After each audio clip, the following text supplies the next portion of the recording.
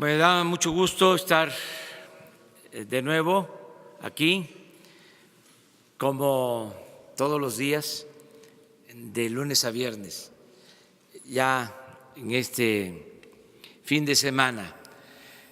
Hoy vamos a puntualizar acerca de la decisión que se ha tomado de cancelar la reforma educativa, la mal llamada reforma educativa, me refiero a lo que se impuso en el gobierno anterior y que viene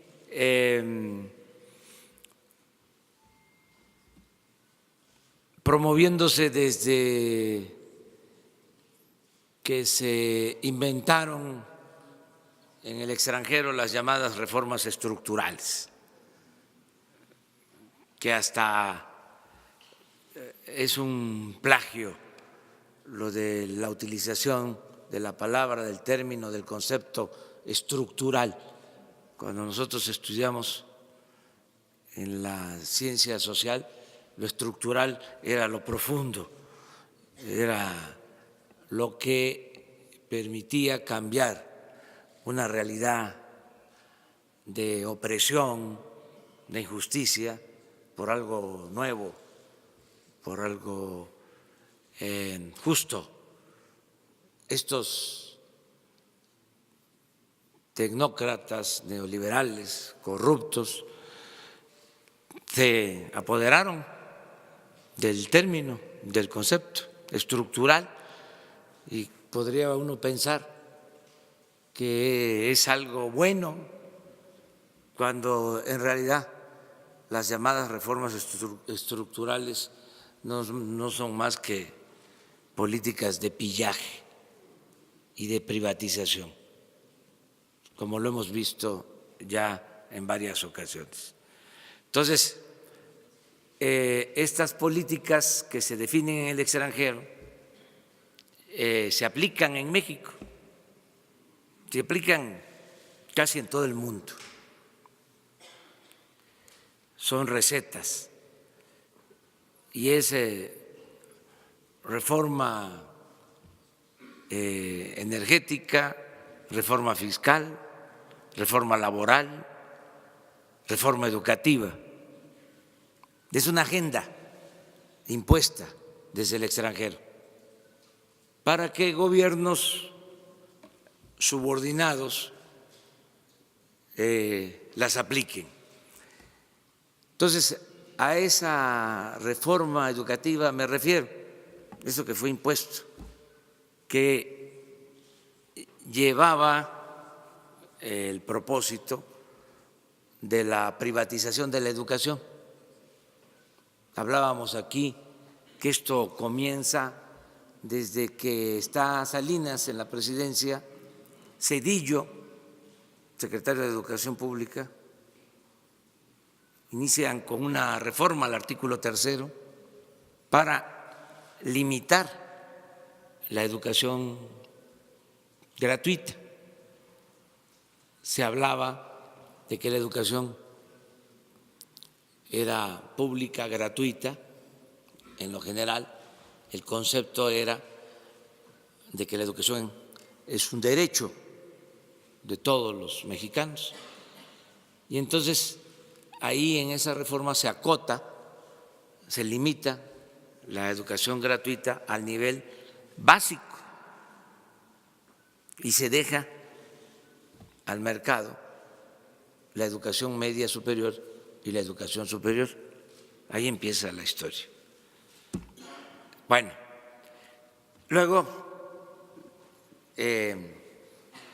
como sucedió en el gobierno anterior, se profundiza con todas estas llamadas reformas estructurales y llegan al extremo de querer imponer lo que llaman reforma educativa por la fuerza y con una campaña de desprestigio al magisterio que nunca se había visto en el país. Se le respetaba a nuestros maestros y de repente se les degrada, se les humilla, se les culpa de que por ellos es mala la educación en México, se polariza, se vuelve un asunto político, ideológico, hay incluso campañas pagadas en medios de información para imponer la reforma educativa. Y es un asunto hasta de sentido común cómo se lleva a cabo una verdadera reforma educativa sin los maestros. ¿Quién es el que transmite el conocimiento en el aula? Pues el maestro. Entonces, todo esto se decide por parte nuestra cancelarlo, porque no beneficia, al contrario, perjudicó la educación. A eso se debe que se envió a la Cámara de Diputados y de Senadores, al Congreso, una reforma al artículo 3 y a otros ordenamientos legales para cancelar la mal llamada reforma educativa y fortalecer el derecho que tienen los mexicanos a la educación pública, que la educación no sea un privilegio, sino un derecho, y que el Estado tenga que garantizar la educación pública, gratuita, de calidad en todos los niveles escolares. Esto es lo que se está planteando, lo asumimos desde la campaña, lo defendimos en contra de viento y marea, hasta en los debates. Fui muy cuestionado por eso, por los conservadores. Ya saben cómo fueron esos tiempos que se hablaba que nosotros queríamos que se regresara a la venta a las plazas. Tuve que decir que el único que vendía a las plazas era el que estaba en ese entonces de secretario de Educación, porque en efecto cuando fue gobernador de un estado vendió la Plaza de Toros de ese estado. Pero en fin,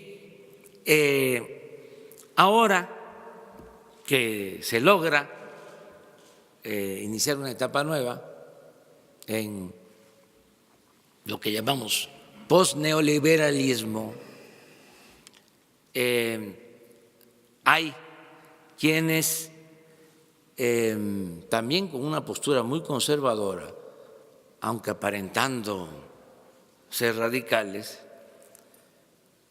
porque hay mucha simulación en todo esto, hablan de que lo que estamos proponiendo es más de lo mismo. Y entonces ese me parece una exageración. Entonces le quiero enviar un mensaje a todos los maestros de México para informarles,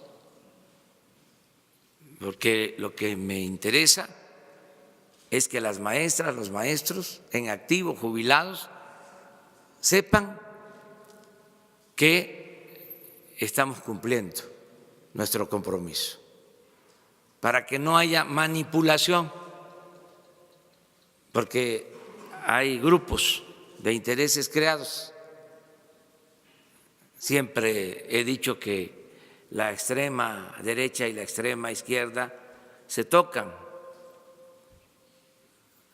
se juntan y pues no quieren que se lleve a cabo la transformación, apuestan a que fracasemos, y en el caso de los que se presentan como radicales quisieran que falláramos, para señalar, ya ven, son lo mismo. Esto lo hemos padecido de tiempo atrás, cuando llamaban, por ejemplo, a no votar,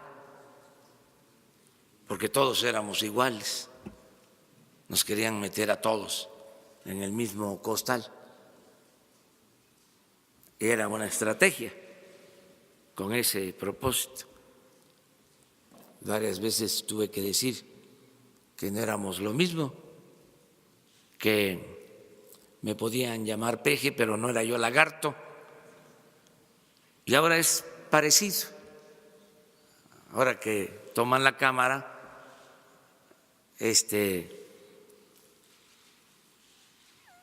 señalan de que es igual, que estamos engañando, estamos simulando. Pues no, no somos lo mismo.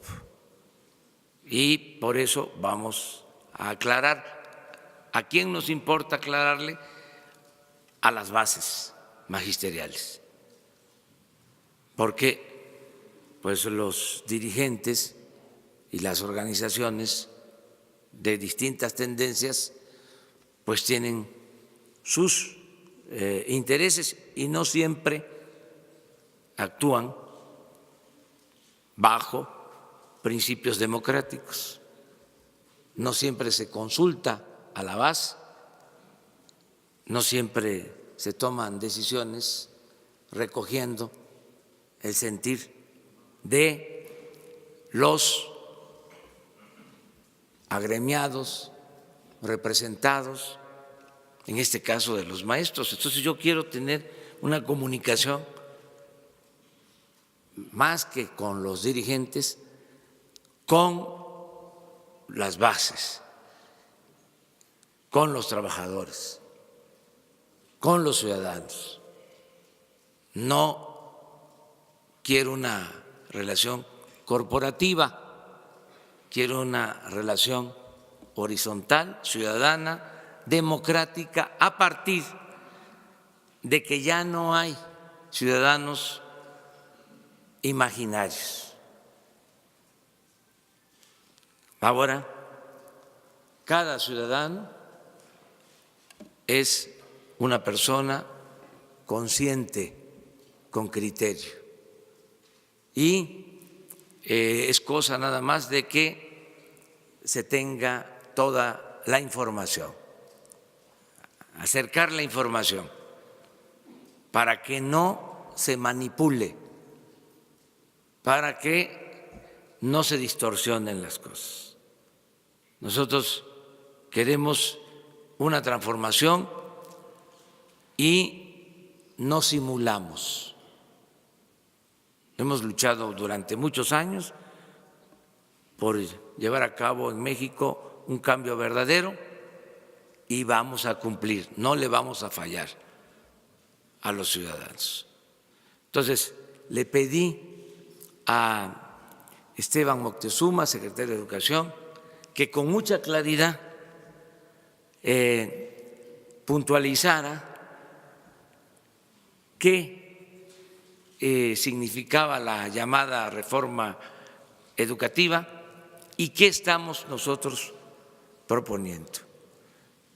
Y él va a hacer esta exposición y este documento inicial, resumido, lo vamos a convertir en un volante y lo vamos a entregar a todos los maestros. ¿Qué ofrecemos? Si hace falta más información, diálogo, mano abierta, franca y no puño cerrado, nada de represión. Esa es también una diferencia sustancial. Diálogo, acuerdo, el tiempo que sea necesario, y no autoritarismo, no represión. En eso también somos distintos, no somos represores. Entonces, vamos a pedirle a Esteban que nos exponga y una vez que terminemos con este tema, abrimos la sesión de preguntas y respuestas. Muchísimas gracias, señor presidente. Pues tratamos de resumir de manera muy puntual, aunque pues la iniciativa es mucho más que este resumen, las principales diferencias entre la reforma del 2013 y la iniciativa de abrogación de la reforma educativa, porque son enfoques totalmente distintos, son objetivos también diferentes y sobre todo pues para que las maestras y los maestros, como decía el señor presidente de la República, sepan que lo mejor de la educación pública está por venir.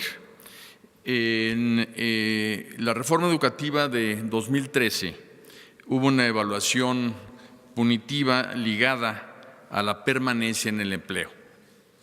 Ustedes recordarán esa palabra permanencia que se incluyó en el artículo 3 constitucional, y en la iniciativa lo que viene es incluso una prohibición expresa de ligar cualquier proceso a la permanencia en el empleo.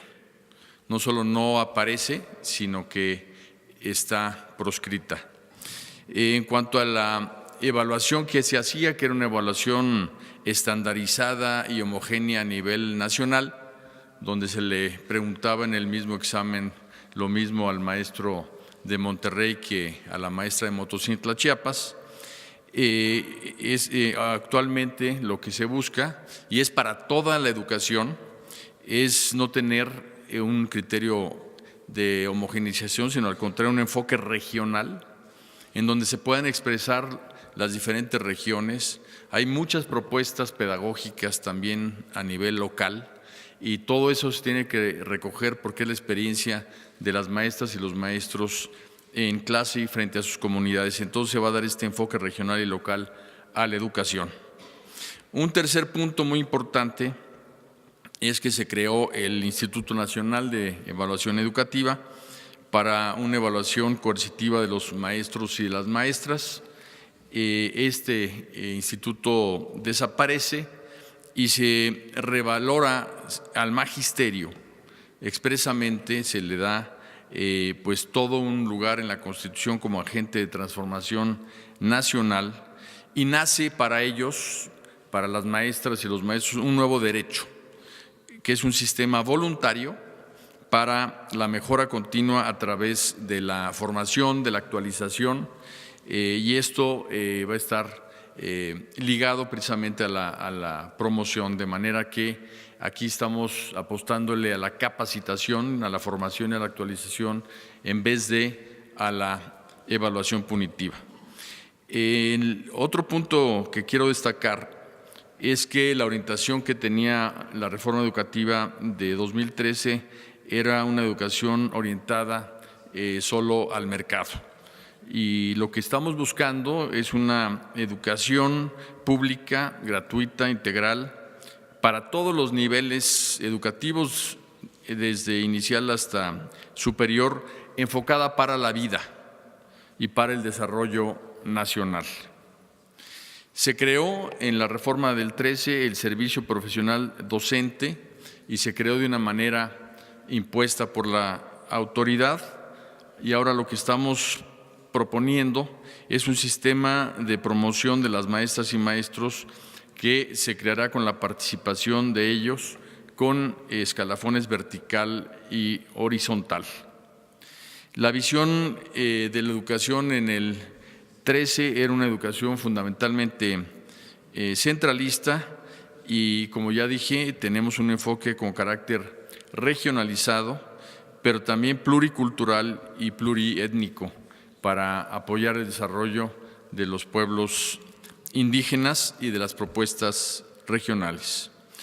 Un tema muy importante es que en la reforma educativa del 13 hubo una invasión de derechos y se afectó la certeza y la estabilidad laborales. en esta iniciativa se garantizan los derechos laborales y la estabilidad en el trabajo.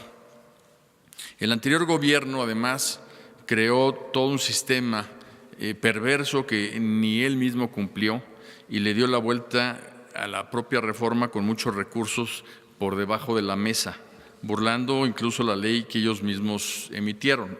Este es el caso de Michoacán, por ejemplo, en donde vimos que pues se le daba la vuelta a la contratación de maestros que no pasaban por las evaluaciones que la ley obligaba y tampoco se les daba una plaza derivada del presupuesto, sino se les daba un contrato por honorarios con un recurso fuera del presupuesto educativo y más vinculado a subsidios. Por eso es que queremos transparentar las plazas y recursos para fortalecer la lucha contra la corrupción. Dentro de los foros educativos que tuvimos todo el año pasado para construir la iniciativa de ley, tuvimos muchísimos testimonios de maestras y maestros que cualquier trámite que quieren realizar, ya sea desde el ingreso hasta moverse de una plaza a otra, comúnmente son asediados por corrupción, por que les piden recursos, les piden favores sexuales, y todo eso tiene que terminar, y por eso quiere transparentar este tema, poniendo una caja de cristal en donde estén plazas, aspirantes, vacancia, presupuesto, y para que se pueda hacer esto de manera totalmente transparente. Y esto va a venir en beneficio de las maestras y los maestros que seguramente muchos de los que nos están escuchando vivieron ese tipo de circunstancias. La anterior reforma se calificó de mal llamada reforma educativa porque fue parcial y de corte fundamentalmente administrativo. Esta iniciativa es integral porque por primera vez en la historia de la educación se abarca desde el nivel inicial hasta el superior y se le da coherencia a todo el sistema. En la reforma del 13 se ignoró la educación especial, la indígena y la normal.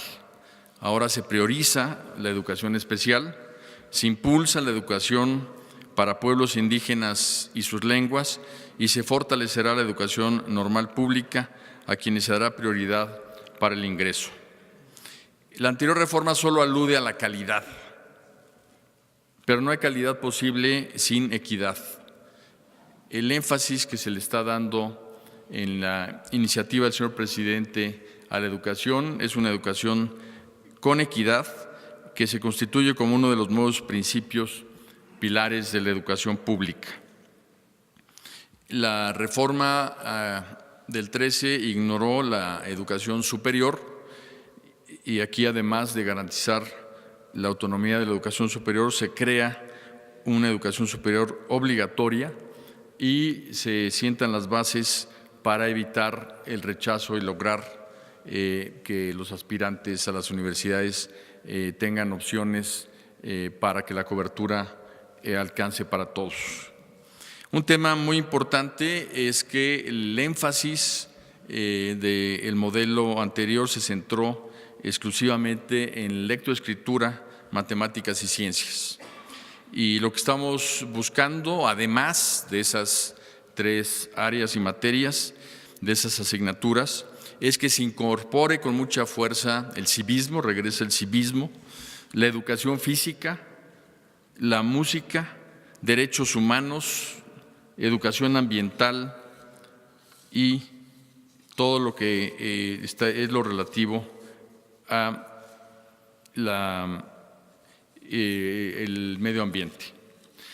En cuanto al último punto que quiero destacar, es que desde el punto de vista del Gobierno de la República se llegó incluso a la represión para imponer la reforma educativa del 2013 y ahora se tiene un diálogo permanente, un diálogo profundo e incluyente con maestras, maestros y sus representantes.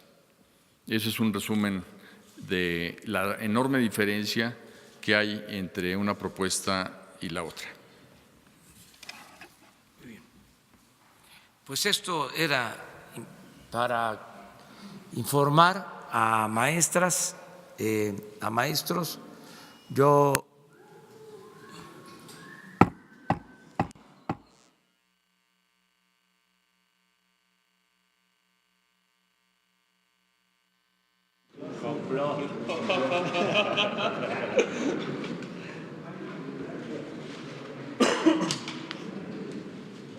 ¿se escucha? Sí. Bueno, es que no van a tener ahí está. Ahí está. Les comento que está abierto el diálogo para buscar acuerdos. Subrayo algo que es importante. Cuando inicia toda la estrategia de anular la educación pública y gratuita, se empiezan también a desmantelar las escuelas normales, empiezan a cerrar escuelas normales, toda una campaña de desprestigio a las normales rurales, cierran el MESHE en Hidalgo y otras escuelas. Y como parte de la mal llamada reforma educativa, se abre la posibilidad de contratar maestros que no surjan de las escuelas normales o que no sean solo los egresados de las escuelas normales públicas. Yo he dado instrucciones al secretario de Educación de que se lleve a cabo un programa para fortalecer a las escuelas normales, a las escuelas normales públicas. Por eso se está reabriendo el MESHE y vamos a crear nuevas escuelas normales y se le va a dar preferencia a maestras y maestros egresados de estas normales. Por eso también no es para nosotros indispensable lo de la llamada evaluación, porque si se fortalecen las normales, pues los maestros van a salir bien preparados para poder desempeñar su trabajo educativo. Eso por lo que tiene que ver con la calidad de la enseñanza. Y también al tenerse como población objetivo preferente a los maestros surgidos de las normales públicas, ya no hay problema en cuanto a los procesos de ingreso para ser maestro, porque se tiene a los egresados de las normales públicas y de las normales en general. No hay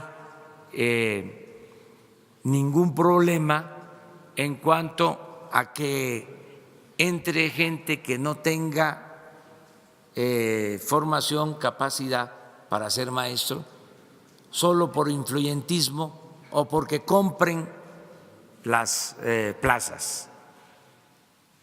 Esto también es importante que los maestros lo sepan, que se van a fortalecer las normales.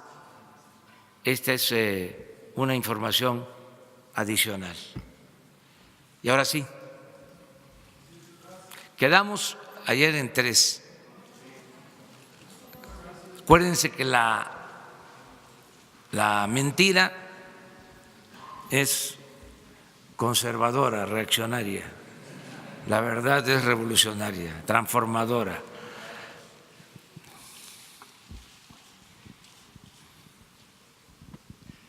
Gracias. Buenos días, señor presidente. Alberto Rodríguez, de CDP Noticias. Respecto a la carta del rey de España, ¿qué opinión le merece el hecho de que fue bastante notorio que algunos medios e incluso algunos columnistas dieron por buena una versión según la cual Beatriz Gutiérrez habría estado detrás o sería una autora intelectual o algo parecido sobre esta petición sobre esta búsqueda de una disculpa de la Corona de España hacia el pueblo original de México? ¿Cuál es su opinión sobre eso? Pues que se generó un debate, es bueno. Yo creo que se despertó el interés por la historia, tiene que ver con el fortalecimiento de nuestra memoria histórica y salió pues también a flote lo que estaba ahí en el subsuelo, una corriente de pensamiento submarina muy racista, porque se negaba, ¿no?, el racismo, y salió. Y por eso qué bueno que se dio a conocer este asunto. Aclaro que no se dio a conocer la carta, que lo que publicaron pues es un documento inicial, un borrador mutilado. La carta consta de 4 hojas y dieron a conocer la primera y la última, y lo mejor está en la 2 y la 3. Pero también otras cosas, ¿no?, acerca de Beatriz, y que ella tiene mucha injerencia. Sí, Beatriz es una mujer con criterio y desde luego que nos